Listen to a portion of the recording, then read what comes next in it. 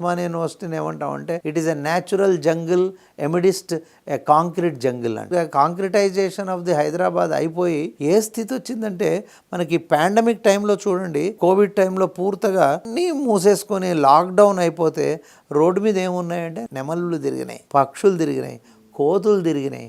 వాటికి స్వేచ్ఛా జీవనం ఇవ్వకుండా అయిపోయింది. అప్పుడు మనకి తెలుస్తుంది వాటి యొక్క స్వేచ్ఛని ఆపేసే అధికారం, వాటి యొక్క స్వేచ్ఛని ఆపేటటువంటి who gave you that power అనేటువంటిది ఆలోచన చేస్తే అసలు ఆలోచించే లక్షణమే ఇస్తలేం. చదువులో కూడా మీరు తీసుకోండి, జగదీష్ చంద్రబోస్ తీసుకున్నా, అబ్దుల్ కలాంని తీసుకున్నా, ప్రకృతికి దగ్గరగా ఉన్నటువంటి వాళ్ళ ఆలోచనలో సృజనాత్మక శక్తి ఎక్కువ ఉంటుంది, క్రియేటివిటీ చాలా ఉంటుంది. మా పిల్లల్లో కూడా మేము ఎప్పుడు కూడా సృజనాత్మకని పెంచకపోతే స్వామి వివేకానంద చెప్పినట్టు సృజనాత్మకని పెంచనటువంటి విద్యనే కాదు. సృజనాత్మకత ఎప్పుడు పెరుగుతుందంటే ప్రకృతికి దగ్గరగా ఉన్నప్పుడే పెరుగుతుంది.